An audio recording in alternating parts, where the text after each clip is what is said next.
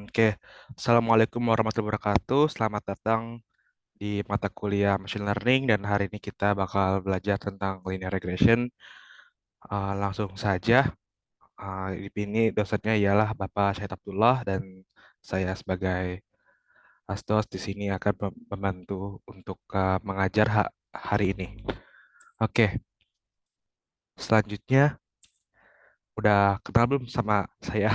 Sepertinya belum kenal saya. Oke, saya perkenalkan terlebih dahulu. Tak kenal maka tak sayang. Nama saya Hasbullah Nukman Zakin. Bisa panggil saya Zakin. Dan di sini saya adalah, well, pecinta pemain game FPS. Saya juga pecinta makanan. Dan saya juga suka lari untuk break record untuk personal record. Dan saya juga tim K-Dot. Ini hanya cuma perkenalan sedikit tentang diri saya. Oke, langsung aja kita ke materi ya. Jadi, apa itu linear regression? Jadi linear regression ialah salah satu model pada jenis supervised machine learning dalam machine learning dan artificial intelligence yang menggunakan data berlabel untuk melatih model.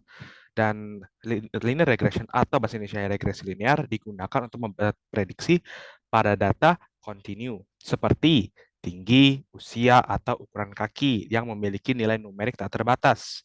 Data kontinu ini berbeda dengan data kategorikal seperti warna atau spesies hewan yang memiliki nilai diskrit terbatas. Regresi linear tidak cocok untuk data kategorikal karena memiliki kategori terbatas.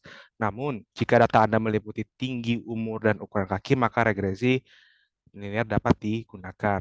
Nah, sebelumnya, apa sih data numerik, kontinu, dan kategorikal, dan lain-lainnya? Oke, jadi apa aja sih jenis-jenis datanya ini? Singkatnya, data numerik ini dapat diukur dan dihitung menggunakan angka. Sedangkan data kategorik atau kategorikal tidak dapat diukur menggunakan angka. Lalu data kontinu memiliki nilai yang dapat berubah secara kontinu atau secara berlangsung bakal berubah. Sedangkan data diskrit memiliki nilai terbatas pada bilangan bulat. Jadi kayak ya udah angkanya segitu aja, nggak ada kayak koma-komaan atau bagaimana. Berikutnya lagi, ada lagi namanya data kualitatif tidak berupa angka dan data kuantitatif berupa angka yang dapat diukur menggunakan angka. Nah, di sini adalah poin-poinnya jika teman-teman butuh lebih suka menggunakan poin-poin daripada suatu ringkasan ya. Jadi agar teman-teman bisa aman langsung kayak oh oke begini sip. Oke, sejauh ini ada pertanyaan nggak sejauh ini? Belum ada ya? Oke, lanjut lagi. Oke, mungkin kalian bingung. Ada nggak sih contohnya nih untuk machine learning linear regression ini? Ada dong, masa nggak ada? Kalau nggak bakal bisa kita ya kan? Oke, sebelumnya ini adalah contoh potongan tabel datanya. Biar kalian bisa melihat kayak gimana sih. Jadi di sini ada dua tabel ya. Ada height dalam inci dan kaki dalam ukuran US. Oke, nah di sini adalah contoh eh, sebuah scatter plot dari korelasi positif antara data tinggi dan ukuran sepatu. Oke, saya jelaskan terlebih dahulu ya. Kita di sini ingin membangun model machine learning mengidentifikasi apakah ada korelasi positif antara tinggi seseorang dan ukuran sepatu. Jadi masuk korelasi positif ini masih hubungan baik. Apakah ada hubungan antara ukuran kaki dan ukuran tinggi pada seseorang. Jadi eh, dengan ini kita bisa melihat sejumlah titik data yang menggunakan untuk prediksi nilai-nilai untuk di masa depan gitu. Dari sini bisa kelihatan gitu kan. Jadi mari kita lihat apakah ada korelasinya. Pertama, sebelumnya kita perlu tahu dulu eh, di sini ada variabel independent X. X itu yang bawah ya. Ini yaitu adalah ukuran tinggi yang dimana adalah variabel independen yang dimana variabelnya itu berdiri sendiri dan dimana variabel lain bakal mengikuti atau variabel dependen. Siapa variabel dependennya? Ialah variabel Y yaitu kaki. Ukuran kaki bakal ngikutin tinggi seseorang. Karena tinggi seseorang itu bisa digunakan dengan variabel-variabel lainnya. Mungkin ukuran, kan ini kan ukuran sepatu awalnya ya.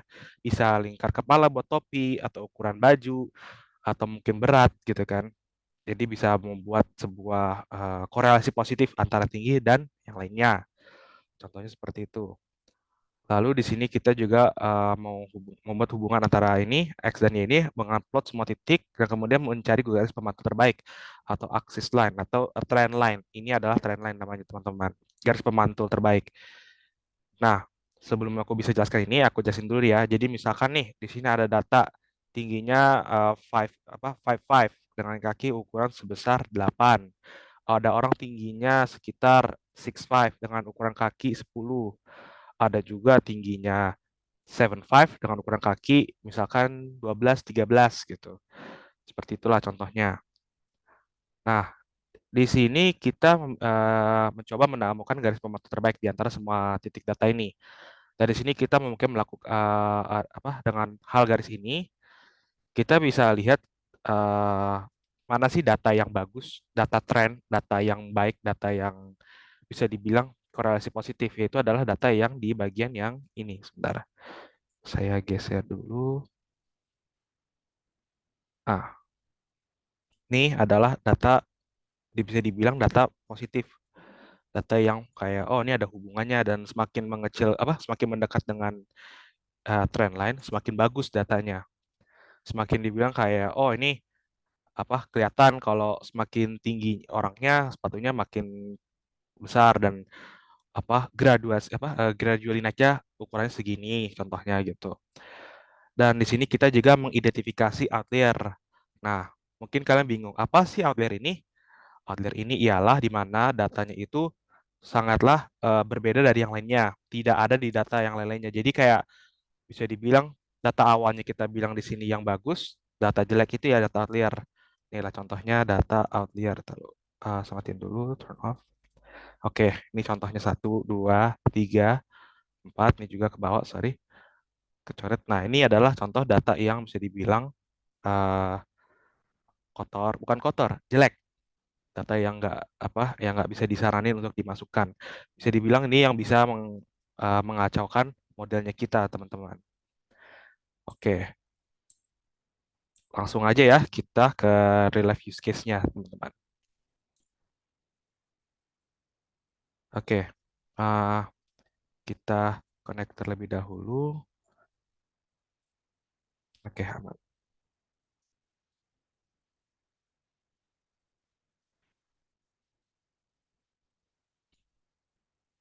Oke, kita run all. Yes, run.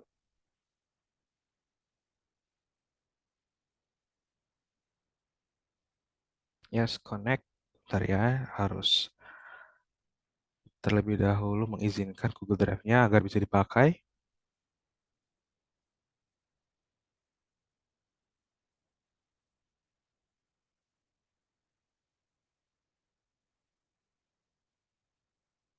Oke, tadi kan apa ya, ukuran tinggi dan ukuran sepatu ya.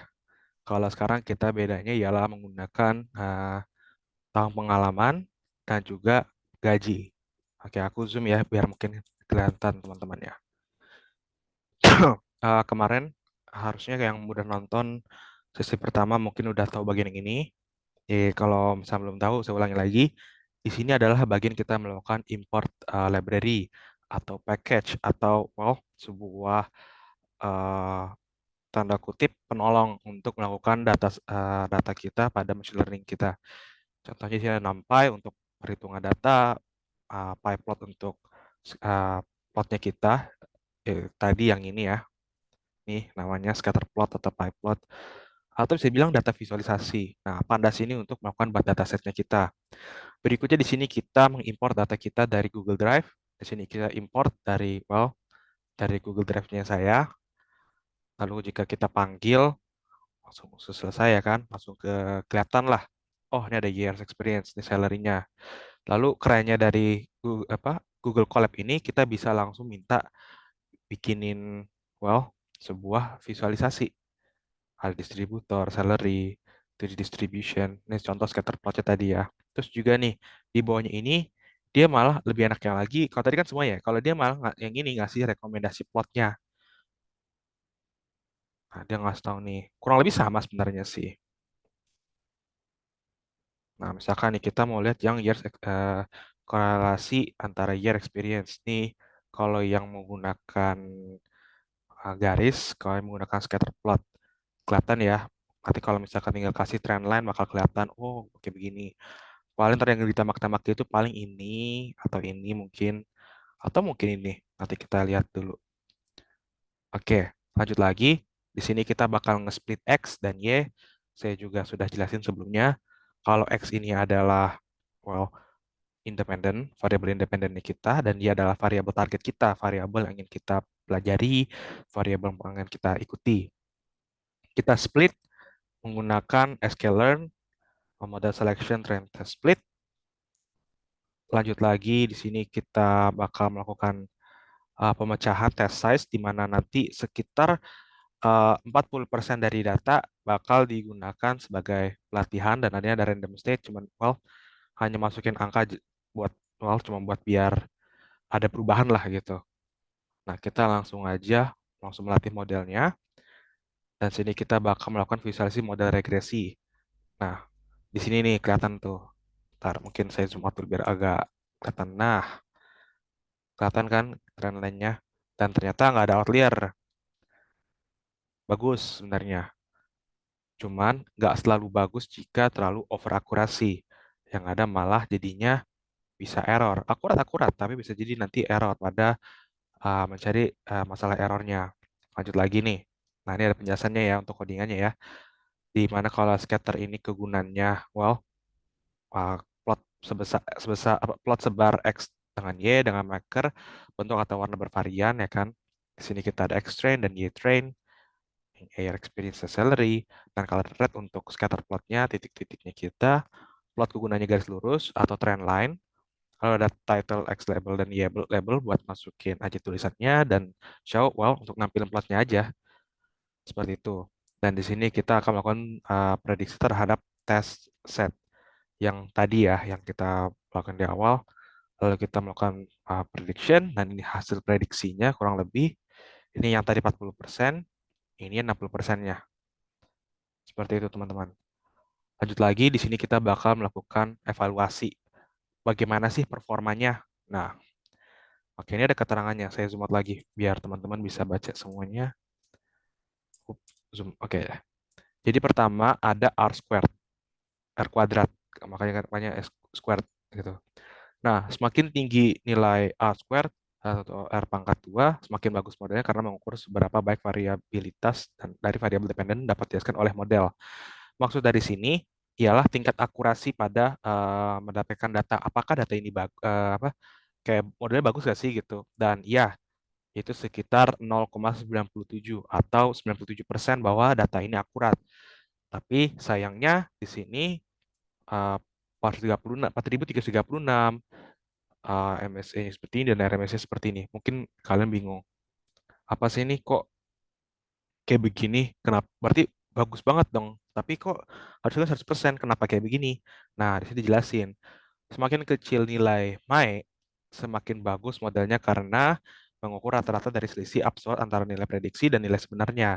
Jadi di sini bisa dibilang bahwa, well, dia nggak bisa mengukur rata-rata dari selisih absolut antara nilai prediksi dan nilai sebenarnya. Begitu pula dengan MSE pada mengukur rata-rata dari kuadrat selisih, dan juga RMSE, yaitu adalah akar kuadrat dari MSE. Lalu bisa juga kita menggunakan MAPE. Sayangnya, MAPE itu tidak stabil pada nilai 0, tidak simetris, serta tidak mampu menangani nilai 0.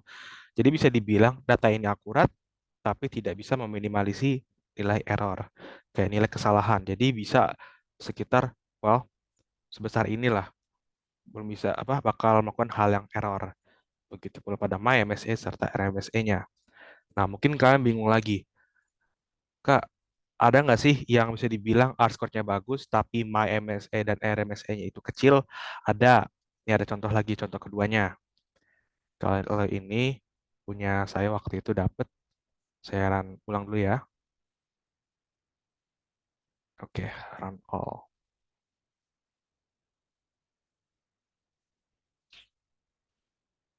Ini juga sama, tapi kalau ini punya saya ini langsung di apa? Tar, connect drive dulu. Oke, kalau ini saya makanya agak banyak. Di sini ada seaborn, ini juga sama sebenarnya. Kurang lebih penggunaan seperti PyPlot. Tapi ada beberapa, dia juga sama, PyPlotly juga. Ini untuk tadi model selection buat pemisahan tadi train test split antara train dan test. Ini ada model untuk linear regression kita, metrik untuk well, metrik. Ini ada MSE, My, R squared, dan Math. Oke, lanjut lagi ya. Seperti tadi lagi juga sama, kalau punya saya kayak begini tulisannya, jadi saya langsung di sini, jadi nggak kepanjangan, cuman wow, jadi lebih banyak ininya, lainnya, nggak masalah juga. Lanjut lagi, di sini kita bisa lihat rekomend plotnya, ini insulasi, suhu, heating oil, nama occupant, heating oil, kita lihat lagi. Banyak lah di sini bisa kita lihat. Oke, sebenarnya kita nggak harus terpaku sama seperti ini, cuman bisa dibilang ya kurang lebih seperti ini. Mungkin kita lihat ini dulu sebentar. Average age-nya dan berarti di sini kita bisa konklusikan bahwa orang yang di atas 5 lebih sedikit penggunaan well, enam occupant. Enam occupant itu seingat saya data untuk siapa aja sih yang menggunakan heating oil ini. Nah, sekitar lebih dari 5 orang yang menggunakan dalam satu rumah, dia sedikit daripada orang yang 5 ke bawah. Lanjut lagi, ini buat dijadiin data frame, mengecek apakah ada nol. Ini juga boleh ya, itu bisa dicek juga. Cuman kalau kita cek sendiri di sini, kalau dari awal sampai akhir, nggak ada apa-apaan ya, nggak ada data kosong, nggak ada ini indeksnya kita, dan nggak ada data nol. Kalau ini kan banyak tuh, 1218 row, 1218 baris. Jadi kayak buat dicek lah gitu kan. Jadi kalau misalnya datanya sedikit, oke lah, aman gitu kan. Nggak perlu pakai ginian, cuma kalau banyak pakai ginian aja buat kelihatan. Lanjut lagi, di sini ada lagi namanya Pearson correlation. Nah, gunanya di sini ialah jika kita ingin membaca apakah ada korelasi positif dengan di sini. Ini jika kalau misalnya variabelnya banyak. Kalau tadi kan di sini contohnya kan variabelnya cuma dua ya. Di sini juga variabel cuma dua ya. Jadi kan kayak oh ya udah pengen tahu aja gitu kan. Kalau di sini misalkan banyak gitu kan, bagaimana caranya? Nah, seperti ini kita menggunakan namanya analisis Pearson correlation. Semakin tinggi warnanya, semakin menjadi warna merah, menunjukkan adanya korelasi positif antara satu dengan lain. Kalau ke tengah nol warna putih atau ya putih sih putih, dia kayak biasa aja dan biru jelek-jelek lah kasarnya jelek. Jadi bisa dilihat di sini yang paling bagus ialah heating oil dan average age gitu. Contohnya ya. Nih, kalau tadi kita kan menggunakan nah, kalau tadi kan kita menggunakan dataset iLog ya kan. Maksud dari sini ialah ini semua ya kan. Kecuali satu, satu dari terakhir. Kalau ini kita mengambil semua pada bagian yang terakhir saja. Kalau ini kita menyebut nama variabel-variabelnya. Ada variabel insulation, variabel temperature oil, nama occupant, average age, home size. Misalkan heating oil-nya di terakhir, oke lah. Kalau heating oil di terakhir, kita bisa menggunakan ini. Cuma kalau yang di tengah-tengah, well, kita bisa menggunakan seperti ini.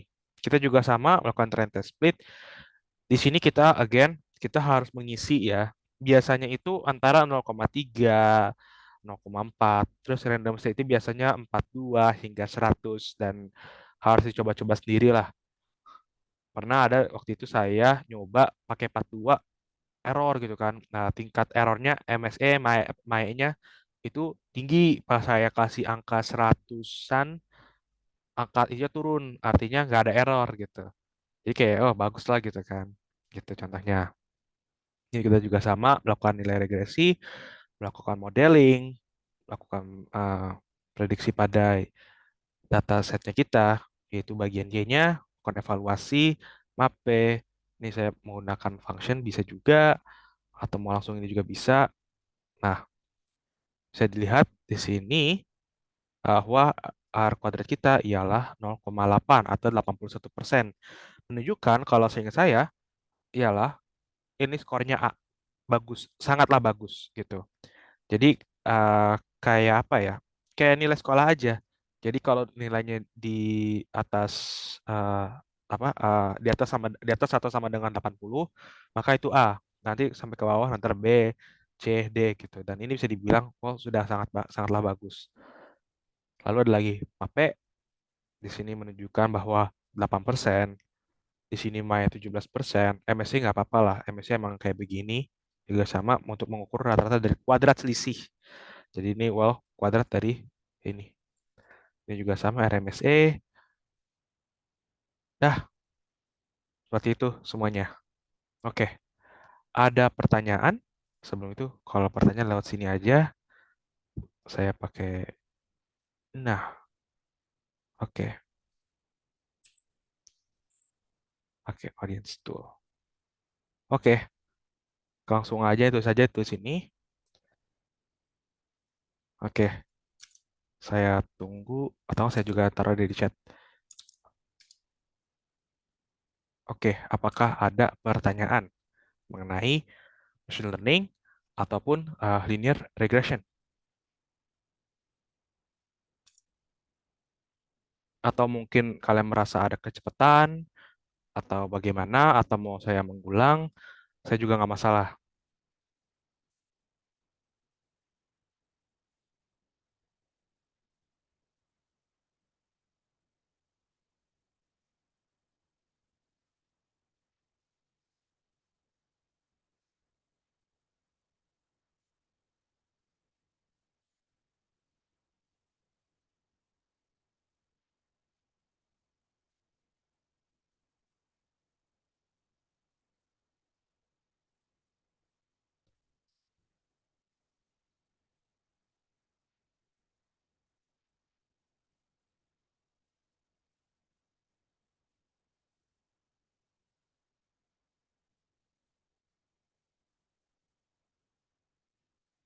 Ini nggak ada pertanyaan, serius. Dulu masa sebulan. Ya, oke. Ya, Halo, Mas Dasdo. Ya, boleh ya. silakan.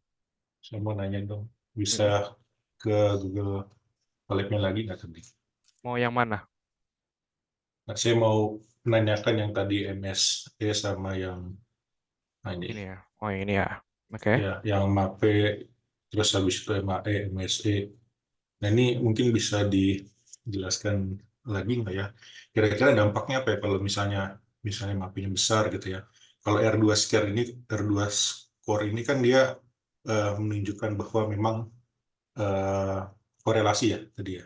Ya, buat menunjukkan apakah korelasi apa ya akurat pada eh, berapa baik pada variabilitas dari variabel dependent dan independennya. Ya, Di antara X sama Y gitu ya. Jadi semakin mendekati 100% berarti artinya kan akan semakin baik ya.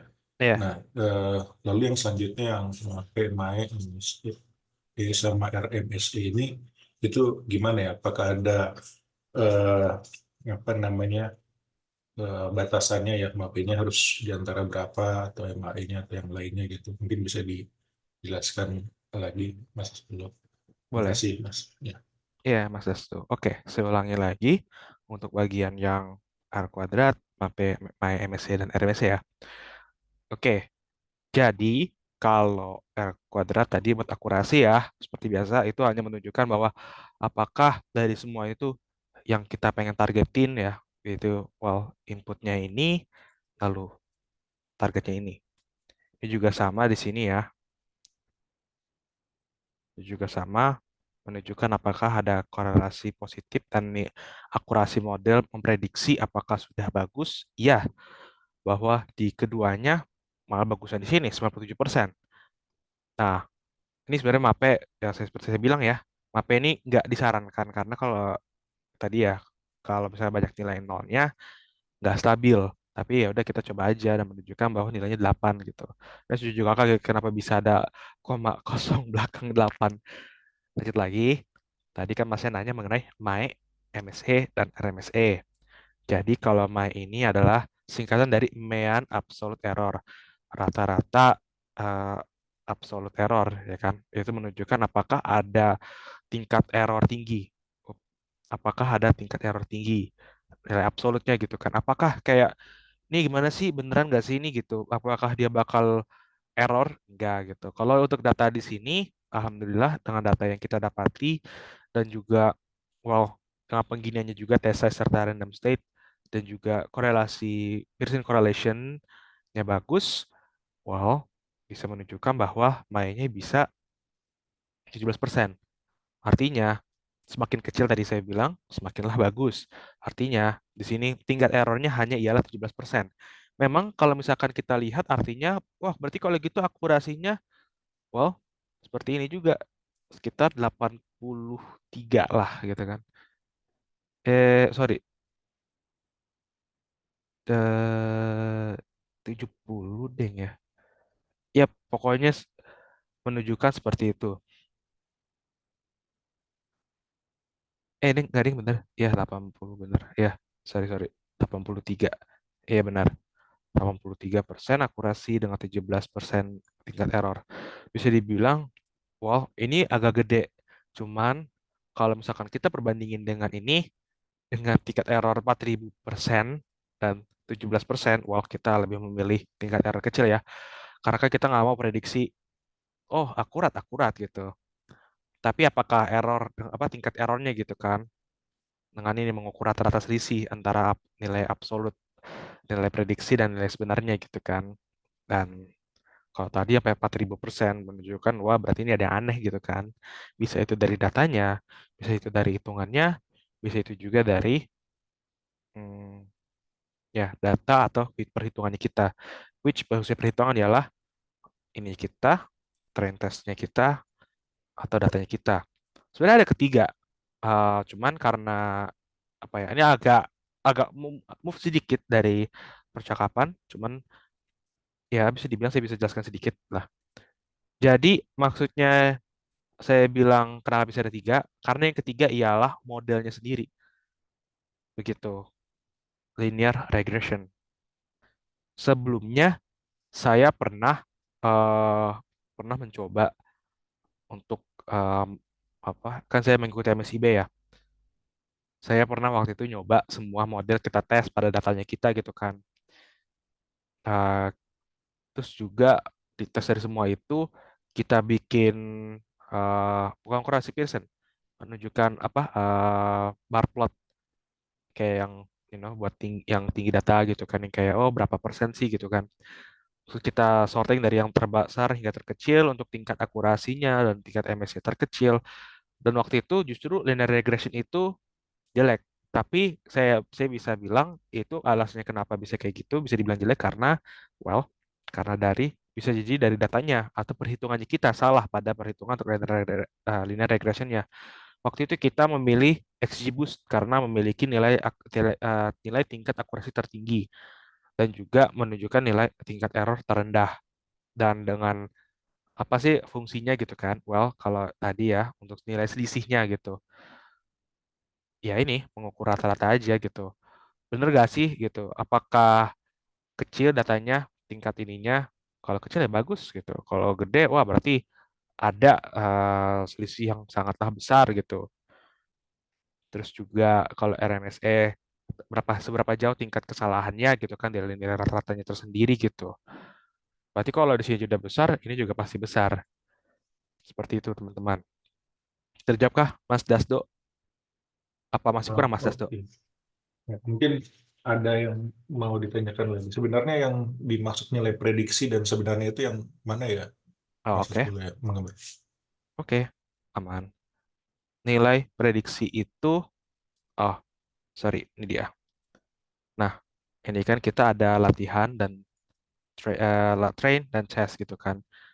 Well, kalau prediksi itu ialah di mana X-test yang data diambil sekitar 30% datanya itu kita taruh di sini nih. Saya ini deh biar ke highlight biar bisa lihat. Nah, oke. X-test ya kan. Di sini kita ambil datanya, kita pecah jadi 30% untuk bagian di sini. Jadi semua antara ini semua digabung terus kita ambil 30% atau enggak masing-masing 30%. Terus kita taruh, terus kita masukin model regression predict. Nah, itu model regression ialah well, melakukan regression fit gitu. Dimana untuk kita mengambil fit ini kayak apa ya? Saya lupa deh. Coba kita lihat.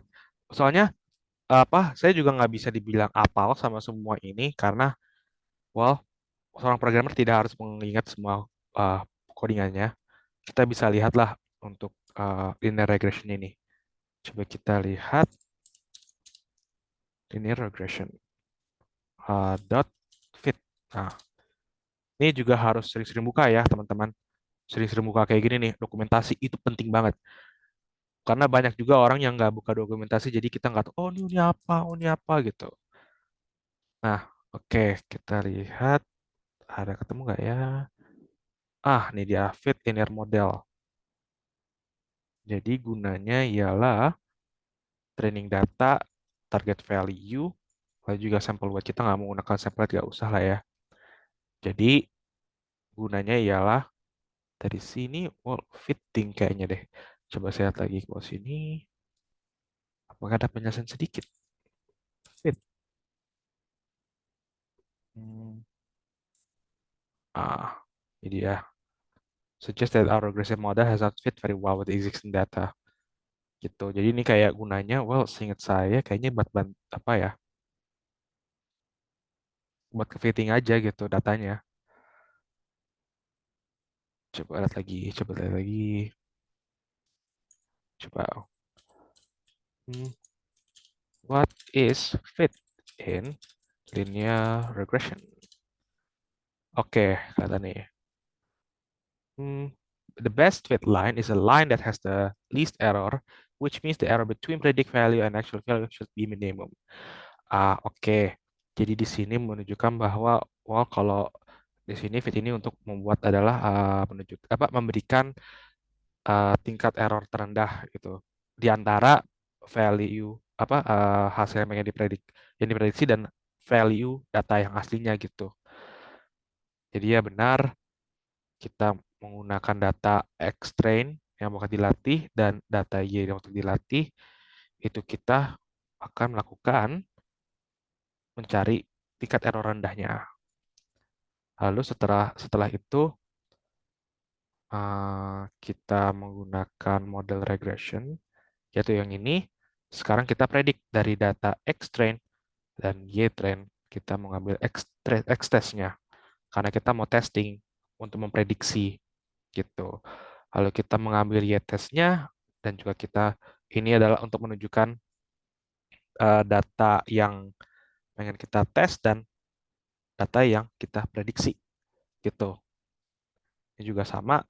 Bedanya kalau main ini juga sama, dia mengambil Y-test terlebih dahulu baru Y-pred regression. Oke, kejapkah Mas Dasdo?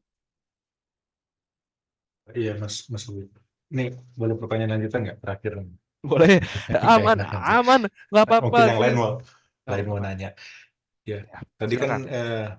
disebutkan bahwa ada apa namanya, dia mengambil mengukur antara nilai prediksi ya, di mana tadi ada nilai test size ya. Nah, Hmm. untuk data yang diambil ini ada batasannya nggak ya, kira-kira berapa? Kalau tadi Mas Arbolo kan eh, pakai 0,3 ya, 30% ya. Nah, ini ada batasannya nggak? Kira-kira berapa data yang sebenarnya diambil untuk dites gitu. Nah, eh, dari data tadi yang diambil untuk tes, dia kan dilihat ya berarti ya, errornya seperti apa. Berarti ini trial dan error juga ya berarti ya. Iya, Kira-kira kalau kalau misalnya errornya besar, diulang lagi berapa iya. persen gitu ya, kira-kira ya. Mm-mm. Iya, benar. Dan kalau misalkan tadi kan Mas tanya kan, apakah ada batasnya? Sebenarnya nggak ada batasnya, tapi use case-nya yang sering banget yang saya lihat ialah, well, ini cuman ngambil sekitar di bawah 50%. Gitu. Mungkin batasnya bisa dibilang itu ya, kalau mungkin kalau kita menggunakan best use case, karena ada yang ngambil setengah, ada yang ngambil cuma 40%, 30%, ada yang cuma ngambil buat dites cuma 20% doang. Karena kalau misalkan kita kebanyakan ngetes, terus pas kita latihnya sedikit, itu juga salah gitu loh. Karena kan kita pengen memprediksi dari data yang kita latih, bukan data yang kita tes. Data yang kita tes kan buat dipelajarin sama komputernya gitu. Jadi untuk data yang tes ini untuk kita dilatihin sama komputer, terus trennya ini ialah mereka tanda kutip ulangan dari 30%-nya tadi atau 40% atau 50% tadi. Karena kalau misalkan 70% tadi, mungkin kalian berpikir, oh kalau gitu berarti bagus dong prediksinya. Iya, tapi kan kita mau pengen tahu prediksi data, bukan melatih mesinnya benar-benar kayak biar mereka pinter gitu. Jadi kalau misalkan kita, oh berarti bisa nggak kalau kita akalin kayak nanti awal 70%, nanti di bawah 30% nggak bisa. Nggak bisa, harus dari awal gitu. Nah itu dia, di sini kita ada bantuan namanya random state. Random state ini, wow, masukin angka random aja gitu loh. Gitu. Dan biasanya sekitaran segini nih.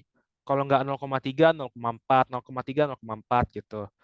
Bisa banget apa kalau mau lihat gitu kayak use case kayak gitu banyak banget kayak gitu di YouTube juga ada di mana-mana juga ada kok dan mereka saya yakin banget nggak jauh dari 0,3 atau 0,4.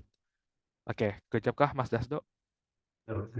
Ini random state-nya apa nih, Mas? Angka random aja nih.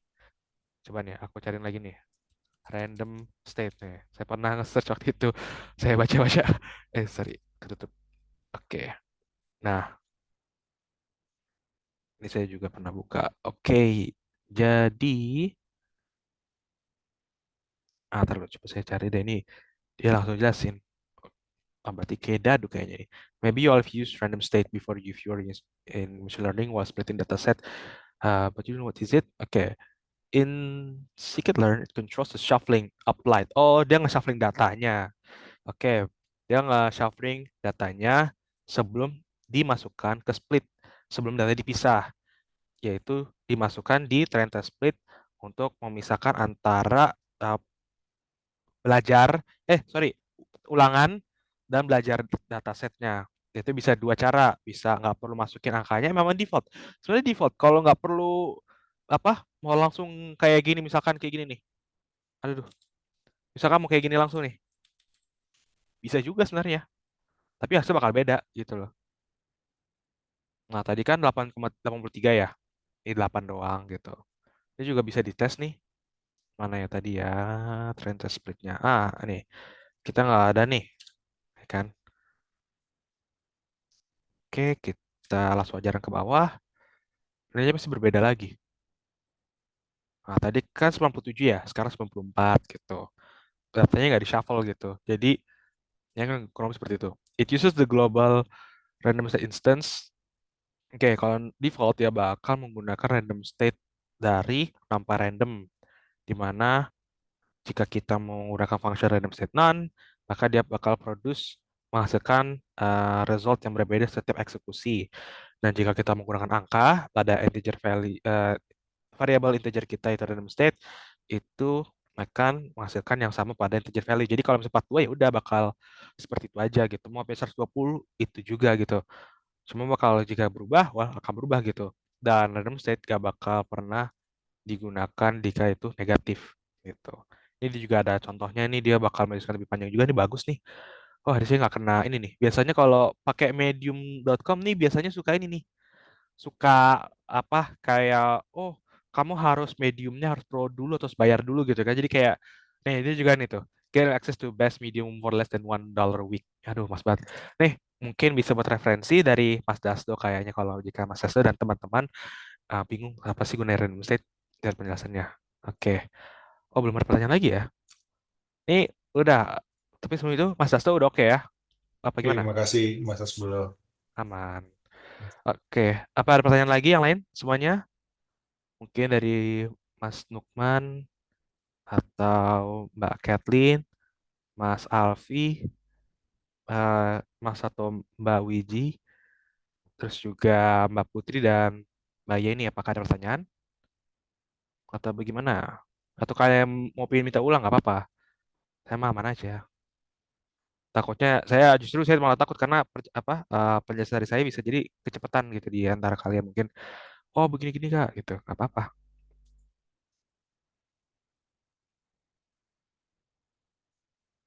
Gimana? Ada pertanyaan? Boleh banget kok mau nanya hal yang agak random dikit juga nggak masalah gitu. Oh ya, mungkin saya bisa kasih tahu sedikit deh mengenai yang tadi yang saya bilang yang pengguna model yang berbeda ya.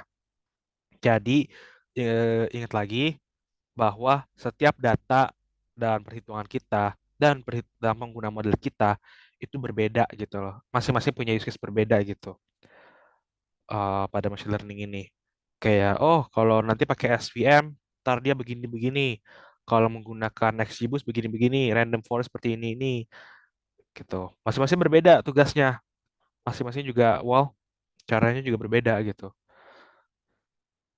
Gitu guys. Jadi gak harus terpaku, cuma hari ini kita belajar bagaimana kita menggunakan linear regresi. Dah, itu aja sih palingan. Oke, ada pertanyaan nggak nih? Kalau nggak lewat, misalnya mau pengen langsung ngechat dari sini, dari apa, yang lewat chat saya dikirim di atas juga bisa.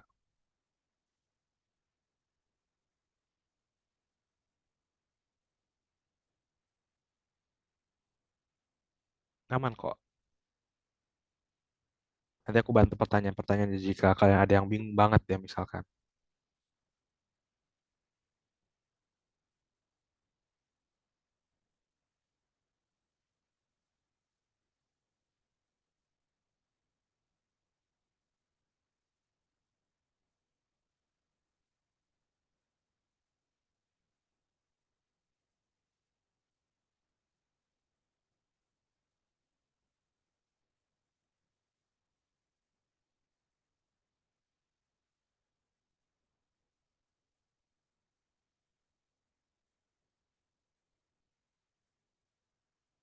Nih, nggak ada pertanyaan lagi nih, serius.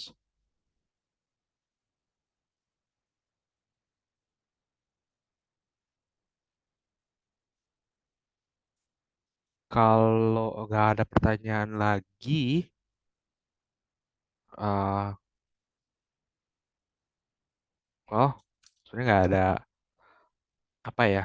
Ya, kalau misalnya beneran nggak ada, aku juga bingung. Waktu kita masih ada apa? Masih ada sekitar 13 menit lah.